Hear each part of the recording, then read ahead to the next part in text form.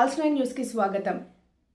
ముస్లిం minority సంక్షేమానికి Andhra Pradesh CM Nara Chandrababu Naidu ఎంతో మేలు చేశారని నంద్యాల జిల్లా డోన్ నియోజకవర్గం మైనారిటీ హక్కుల పరిరక్షణ సమితి అధ్యక్షులు సయ్యద్ ఇద్రిస్ బాషా అన్నారు. ఈ సందర్భంగా మంగళవారం మీడియా సమావేశం ద్వారా వారు మాట్లాడుతూ త్వరలోనే రంజాన్ పండుగ అనంతరం నియోజకవర్గంలోని డోన్ మండలంలో ఎంహెచ్పిఎస్ కమిటీని ఏర్పాటు చేస్తామన్నారు. అలాగే వక్ఫ్ బోర్డు సవరణ బిల్లును ఉపసంహరించుకునే విధంగా సీఎం చంద్రబాబు చర్యలు చేపట్టాలని వక్ఫ్ బోర్డులో ఉన్న సమస్యల గురించి మొదటిసారిగా సీఎం చంద్రబాబు నాయుడు దృష్టికి తీసుకెళ్లింది. ఏపీ రాష్ట్ర ఎంహెచ్పిఎస్ అధ్యక్షులు మొహమ్మద్ ఫారూక్ షిబ్లీ అన్నారు.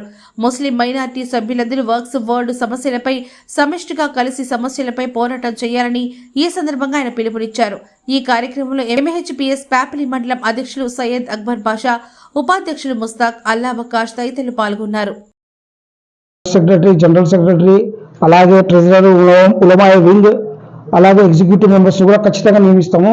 మండల కమిటీలే కాదు, గ్రామ కమిటీలు కూడా ఖచ్చితంగా నియమించి వాళ్ళొక ఏదైతే మన ఈ ముఖ్య ఉద్దేశం ఉందో, మైనార్టీ హక్కుల పరిరక్షణ సమితి ముఖ్య ఉద్దేశం ఉందో దాన్ని బలంగా ముందుకు తీసుకెళ్తామని నేను ఇది మీడియా ద్వారా నేను అందరికీ చెప్పుకుంటున్నానండి. ఇప్పుడు నా పక్కన ఉన్న వాళ్ళు, ఈయన పేరు వచ్చేసి సయ్యద్ అక్బర్ బాషా, ప్యాప్లీ మండల ప్రెసిడెంట్ ఎంహెచ్పిఎస్కు.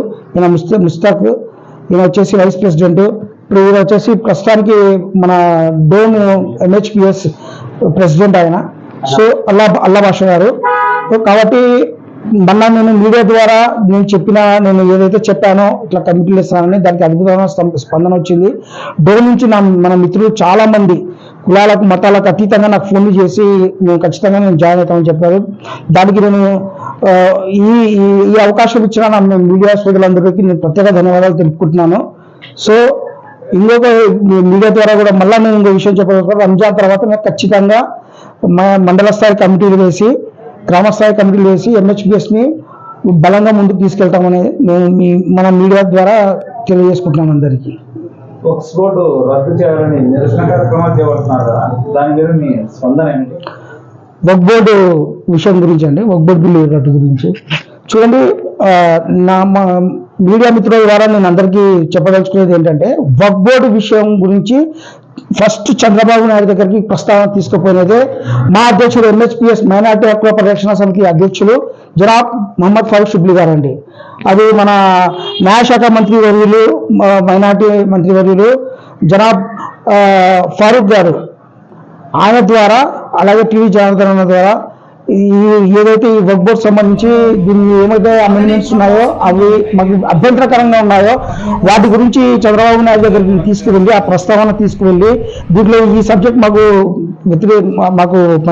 ముస్లిమ్స్కి చాలా అభ్యంతరకరంగా ఉన్నాయని చెప్పి దానికి చంద్రబాబు నాయుడు గారికి ఎంతో హుందాగా ఆయన స్పందించి, అలాగే ఆయన ఎన్డీఏ ప్రభుత్వంలో ఉన్నా కానీ అంత పెద్ద ప్రభుత్వంలో ఉన్నా కానీ ఆయన ప్రత్యేకంగా ఎంపీలందరికీ ఈ విషయం గురించి చెప్పించి పార్లమెంట్లో ఈ బిల్లును జేపీసీకి పంపించడము ప్రధాన ముఖ్య దానికి కారకులైనది మన నారా చంద్రబాబు నాయుడు గారు. సో అలాంటి వ్యక్తి మాకు వ్యతిరేకంగా ఒక నిర్ణయం తీసుకుంటారని మేము ఎప్పుడు కనుక్కోమని.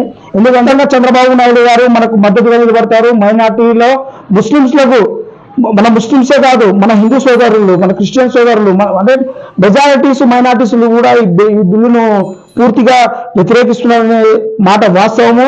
సో ఖచ్చితంగా ఎందుకు నేను ఇంత గంటాపరంగా చెప్తున్నానంటే, చంద్రబాబు నాయుడు గారు మనకు మద్దతుగా నిలుస్తారని. మీరు ఒకసారి చూసుకుంటే ఇప్పుడు 2014-19 ఎలక్షన్స్ టైంలో ఆయన అధికారంలో ఉన్నప్పుడు కానివ్వండి, ఇప్పుడు వచ్చిన అధికారంలో వచ్చినప్పుడు కానివ్వండి, ముఖ్యంగా మొట్టమొదటి ఇప్పుడు మొన్న జరిగిన కమిటీలు ఏదైతే కమిటీలో ఫస్ట్ లిస్టులో అబ్దుల్ అజీజ్ గారు, మన వక్ఫ్ బోర్డు చైర్మన్, ఆయనకి ఇచ్చారండి పదవి. అంటే ఇక్కడ అర్థం చేసుకోవాల్సింది ఏంటంటే సార్, ఆయన ఫస్ట్ లిస్ట్లోనే ఒక ముస్లిమ్స్కి ప్రత్యేకమైన స్థానం ఇచ్చారు ఆయనకు. ఫస్ట్ దాంట్లో సార్ తర్వాత చూద్దాం కాకుండా. అలాగే మన రీసెంట్గా చూసుకుంటే కూడా ఈ రంజాన్ పండుగ పర్వదినాన్ని పురస్కరించుకొని ముస్లింస్లకు ఎవరైతే ఉన్నారో, గవర్నమెంట్ ఎంప్లాయీస్ ఎవరు ఉన్నారో వాళ్ళకు గంట ముందే వెళ్ళే వెసులుబాటు కల్పించారు. అలాగే తర్వాత వచ్చేసి ఈ నౌజాన్ ఇమాంలకు కూడా 6 నెలల వేతనాలు కూడా రిలీజ్ చేశారు. మన క్రిస్టియన్ సోదరులకు కూడా రిలీజ్ చేశారు. సో ఈ విధంగా చూసుకుంటే నిజమైన సెక్యులర్ వాది ఆయన. అందరినీ కలుపుకుపోయే ఒక మంచి మనసున్న వ్యక్తి శ్రీ గౌరవనీయులైన మన సీఎం గారు నారా చంద్రబాబు నాయుడు గారు. సో అలాంటి వ్యక్తి మాకు వ్యతిరేకంగా నిలబడతారని మేము ఎప్పుడు అనుకోమండి.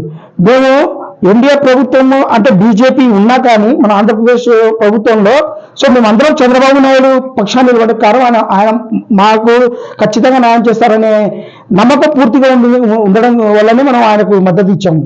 సో కాబట్టి ఆ నమ్మకాన్ని చంద్రబాబు నాయుడు ఎక్కడ కూడా వమ్ము చేయరండి. చంద్రబాబు నాయుడు గారు ఆయన ఆయన మంచి మనసున్న వ్యక్తి. ఇంకొక చిన్న విషయం చెప్తానండి, 2014-19లో కూడా ఎక్కువ ఫండ్స్ ముస్లింలకు మైనార్టీలకు రిలీజ్ చేసినట్టు కూడా చంద్రబాబు నాయుడు గారే. షాదీ ఖానాలు కట్టుకో రద్దులు వ్యతిరేకించాలని చెప్తున్నారు. సార్ వాళ్ళందరికీ నేను ఒకటే రిక్వెస్ట్ చేసుకుంటున్నాను. సార్ మనం ఇక్కడ నిరసనలు రాజకీయాలని పక్కన పెట్టి బయటకు వచ్చి మాట్లాడండి. ముస్లిం ఇది బిల్లు గురించి అంటున్నారు సార్, ఖచ్చితంగా సార్. కానీ బయటకు వచ్చి రోడ్ల మీద కాదు సార్, బయట మన విజయవాడ వెళ్ళి చంద్రబాబు నాయుడు దగ్గరికి సమక్షంలో ఈ సమస్యని ఆయన ఇక్కడి నుంచి కాకుండా వేరే అక్కడికి వెళ్ళి అందరం కలిసి ఆయన దగ్గరికి వెళ్ళి ఈ సమస్య గురించి ప్రస్తావన చేసి మళ్ళీ దీన్ని పూర్తిగా ఆపేసే ఏదైతే ఉందో ప్రక్రియ ఉందో అందరూ కలిసి చేసుకుందాం సార్. కావాలంటే నేను మా అధ్యక్షుడు వదిలేసి జనాబ్ మహమ్మద్ ఫారూక్ షిబ్లీ గారికి నేను చెప్తాను. ఆయన కూడా ఖచ్చితంగా చంద్రబాబు నాయుడు గారి అపాయింట్మెంట్ తీసుకుంటారు. మనందరం కలిసి అక్కడ విజయవాడ వెళ్ళి ఈ సమస్యను పరిష్కరించుకుందాం. సో అంతేగాని దయచేసి ఈ విషయాన్ని ఎవరు కూడా రాజకీయం చేయకూడదు అనేది నేను నా మనస్ఫూర్తిగా వినియోగించుకుంటున్నానండి. ఈ అవకాశం ఇచ్చిన మీడియా మిత్రులందరికీ నా ప్రత్యేక ధన్యవాదాలు. Thank you. నమస్కారం అండి. అస్సలాము అలైకుం వరహమతుల్లాహి వబరకాతుహు.